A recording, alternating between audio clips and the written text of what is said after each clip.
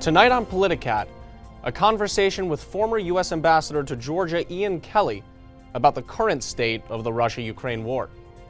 And a deep dive into the Elon Musk and Twitter saga on tonight's Money Minute. Plus, a closer look at Florida's Parental Rights in Education bill, dubbed the Don't Say Gay bill by its opponents, and the implications of the new law. Those stories and more tonight on Politicat. It's your politics right now.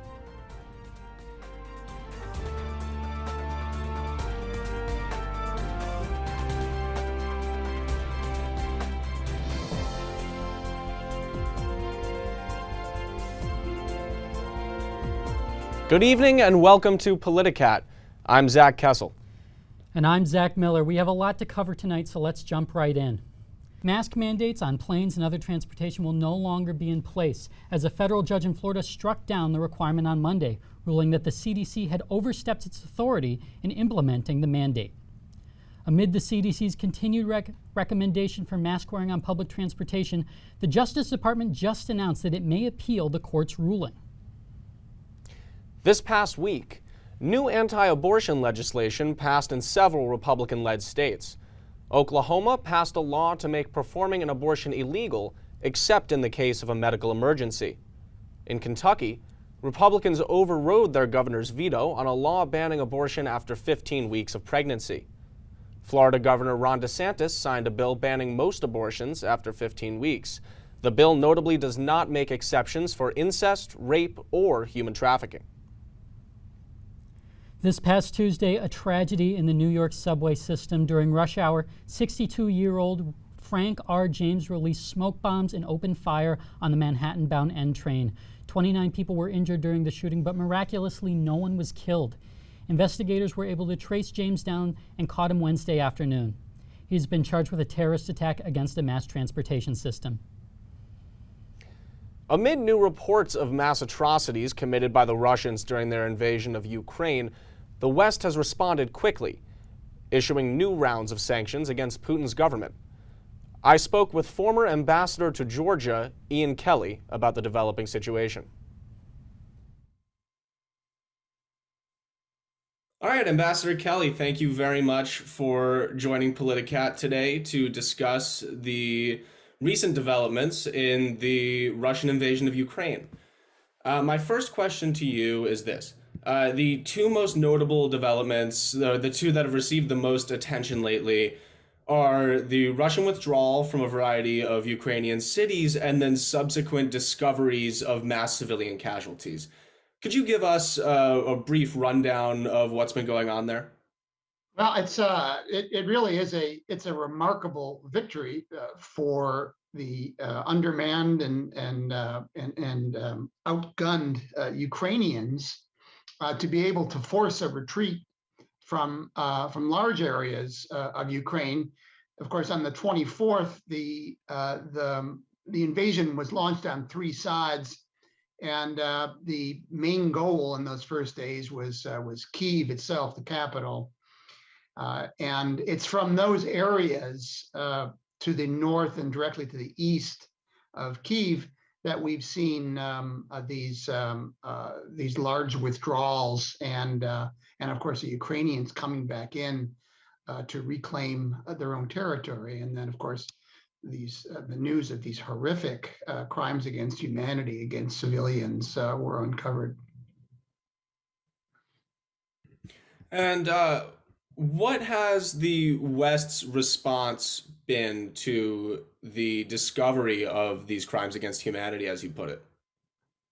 I think, first of all, the very human response of disgust at the execution-style murders of many of these civilians. Some of them had their hands tied behind their backs. There was destruction, wanton destruction of people's homes, and looting, stealing of these homes. And I think we've seen the scales fall from the eyes of a lot of Europeans, particularly in Central Europe, who didn't want to believe the vicious nature the Putin regime, and we're willing to continue to do business with them. How does this war end? Would it be would either side be satisfied with a stalemate? Does it end with Putin out of power, with Ukraine entirely swallowed up by Russia? What do you think about that? Well, the good news is it has to end. It is not sustainable for Putin to continue this war indefinitely. A stalemate is not sustainable. A lot of people thought that it might be like what happened in Georgia in 2008, where there was a ceasefire and Russia ended up carving out 20% of the country and occupying it. I think that Russia realizes that that is not a realistic scenario for Ukraine, because the Ukrainians have proven themselves to be a real match militarily. They performed extraordinarily well. It's a country of 44 million, not a country of 4 million like Georgia. And I think that they realize that a stalemate is highly unlikely.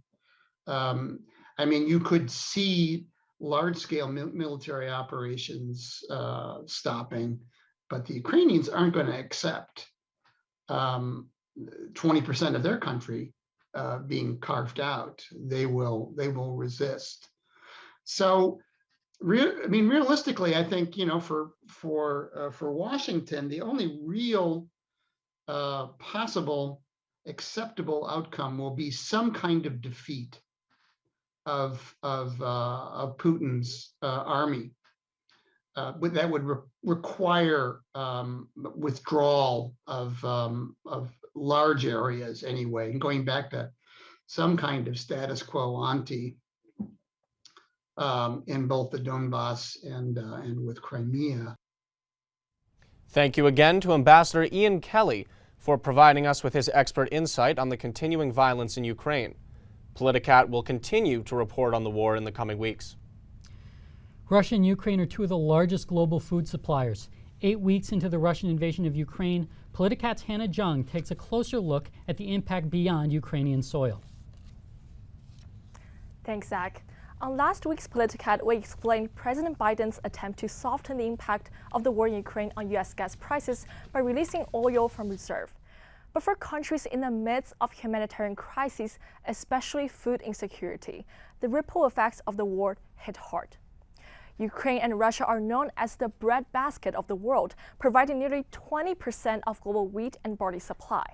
The two countries also supply over half of the world's sunflower seeds, a major source of oil in your food. With these segments of food supply disrupted, the United Nations recorded a 12.6% jump in global food prices from February to March. Now, taking a look at the impact on Yemen, for example, imports from Ukraine account for 31% of wheat in Yemen in the past 3 months. Right now, according to the UN, prices of wheat in Yemen are 6 times higher than they were in 2015, from 0.58 to $3.2 per kilo. This happens against the backdrop of humanitarian crisis. The 7-year civil war in Yemen has brought 17 million people under acute food insecurity, with 5.6 million, as highlighted in red here, in emergency phase, and 31,000 people in the most extreme stage, famine. The executive director of the World Food Program said, quote, "We have no choice but to take food from the hungry to feed the starving. And unless we receive immediate funding in a few weeks, we risk not even being able to feed the starving. This will be hell on earth." Earlier this year, a lack of adequate funding caused the UN to cut food rations in half for 8 million people in Yemen. In March, the UN raised only 30% of its targeted funding from countries all over the world to tackle Yemen's food crisis. Yemen is not the only country affected by the international food shortage. Afghanistan, Somalia, and Sudan are among others that have seen dismal supplies of food and skyrocketing prices. The UN announced last Thursday that it plans to devote $100 million to mitigating the food crisis caused by the war in Ukraine. Questions remain, though, about how long the assistance will last and whether more is on the way. Thanks, Hannah. In 2014, the activist group Students for Fair Admissions filed 2 lawsuits against both Harvard University and the University of North Carolina, claiming the school's admissions processes were discriminatory against Asian American applicants. The Supreme Court announced it anticipates hearing those cases in the term beginning in October. Politicat's Chloe Cope has more in this week's Eye on the Court. Thanks, Zach. The Supreme Court said in late January that it would hear cases disputing race-based admissions considerations at universities, specifically Harvard University and the University of North Carolina. The cases will be significant due to the historically charged and disputed nature of affirmative action. Affirmative action, a term coined by former President John F. Kennedy in the 60s, refers to intentional actions to advance certain groups in areas they are institutionally excluded from.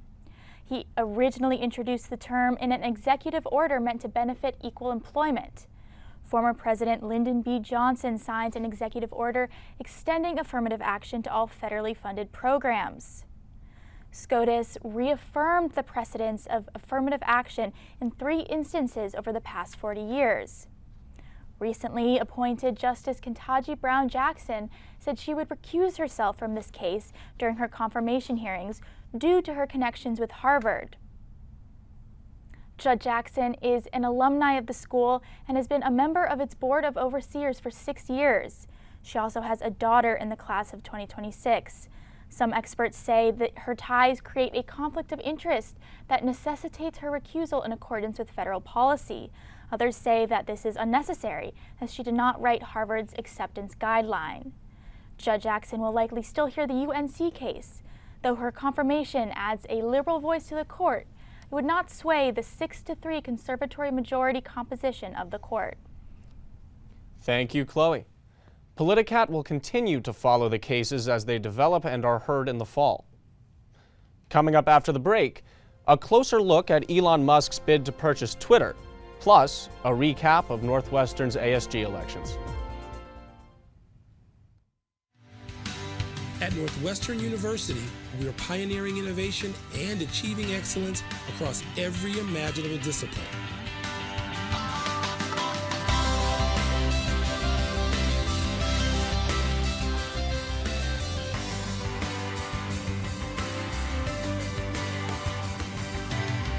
At Northwestern University, the possibilities are endless.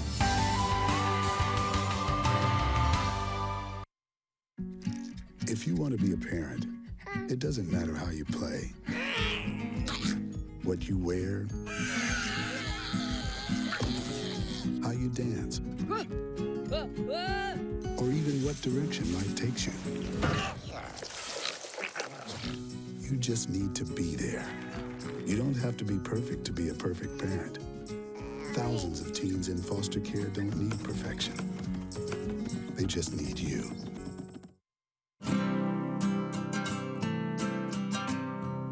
Every day across America, excess food is gathered by a network of good people at local food banks, giving hope to millions of children who struggle with hunger.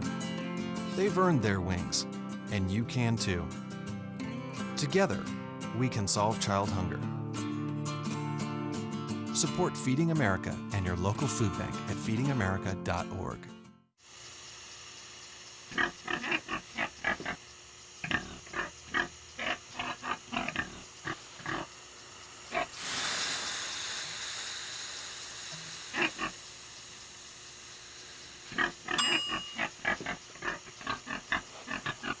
Cook foods to the right temperature using a food thermometer. 3,000 Americans will die from food poisoning this year. Keep your family safer. Check your steps at foodsafety.gov.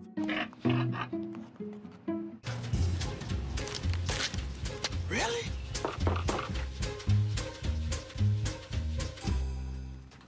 Buzz, what's up, man? You left some leaves burning out here. Yeah, I just came in just for a second. Come on, man. If it's too hot to touch, it's too hot to leave. You could torch the whole neighborhood. It's a good point. There's smoky. 9 out of 10 wildfires are caused by humans. Only you can prevent wildfires. Last month, Florida Governor Ron DeSantis signed into law the Parental Rights in Education bill, which critics call the Don't Say Gay bill. The bill limits classroom instruction on sexual orientation and gender identity. Politicat's Braden Spate explains the controversy of the law and what it means to students in Florida. Thanks, Zach. The much-debated Florida law says, quote, classroom instruction on sexual orientation or gender identity may not occur in kindergarten through grade 3 or in a manner that is not age-appropriate. Under the law, parents can sue a school district or teachers if they deem the LGBTQ-related conversations inappropriate. However, the bill does not define the conversations. It could be banning LGBTQ-related books or simply mentioning a student's LGBTQ families. Opponents of the bill say teachers would have trouble approaching their instructions, fearing of getting sued. Supporters say that the purpose of the bill is to allow parents to have more control over how these topics are introduced to their children. Florida Governor Ron DeSantis said, quote, we will make sure that parents can send their kids to school to get an education, not an indoctrination. LGBTQ advocates say that erasing the history of the LGBTQ community will make some students feel isolated. According to a survey by the Trevor Project, which is a suicide prevention and crisis intervention organization for LGBTQ people, 42% of LGBT youth seriously considered attempting suicide in the past year. LGBTQ youth who had access to spaces that affirmed their gender identity and sexual orientation reported lower rates of attempting suicide. According to an LGBTQ rights group, Freedom for All Americans, nearly 40 states across the country have introduced similar bills. DeSantis signed the bill on March 28th, with the Florida law set to go into effect on July 1st. Thanks, Braden. We move on next to trouble at Twitter. The social media platform many call the town square of the internet is now the target of an attempted takeover by tech billionaire Elon Musk. Zach Miller has more for today's Money Minute. Thanks, Zach. Tesla and SpaceX CEO Elon Musk Thursday surprised Twitter with a $43 billion offer to buy 100% of the company's outstanding shares and take the social media giant private. The announcement is just the latest step in a mostly confusing saga, following Musk's disclosure that he had quietly purchased 9.3% of the popular microblogging app. Twitter offered Musk a board seat in exchange for capping his ownership shares, which Musk initially accepted. During that time, he openly mused about overhauling content moderation on the site, adding an edit button, and turning Twitter's empty headquarters into housing for San Francisco's homeless. But Musk later decided to reject the seat and 3 days later offered to buy the company outright. Musk cites freedom of speech concerns as his reason for seeking the helm of one of the world's largest social media platforms. In a letter to Twitter board chair Brett Taylor, Musk said the current company does not support free speech, saying, I believe free speech is a societal imperative for a functioning democracy. However, since making my investment, I now realize the company will neither thrive nor serve the societal imperative in its current form. Twitter has extraordinary potential. I will unlock it. The issue of content moderation is sticky, and critics say Musk's squishy promise to inject more freedom of speech into Twitter may simply blunt the platform's attempts to counter misinformation and hate speech. Others see Musk's move as a vindictive thumb in the eye against the U.S. Securities and Exchange Commission. This isn't Musk's first takeover attempt. The now richest man on earth infamously offered to take his own company private. In a 2018 tweet that put Musk at odds with the SEC, a judge later ruled that Musk had no intention of taking Tesla private. The SEC stuck Musk with a $40 million fine and legally required him to vet all future tweets with a company lawyer. Since then, Musk has made a hobby of toying with the financial market regulator and has certainly not had all his tweets vetted by lawyers. In 2020, Musk wiped out $13 billion of Tesla's market value when he tweeted that he thought the company's stock was too high.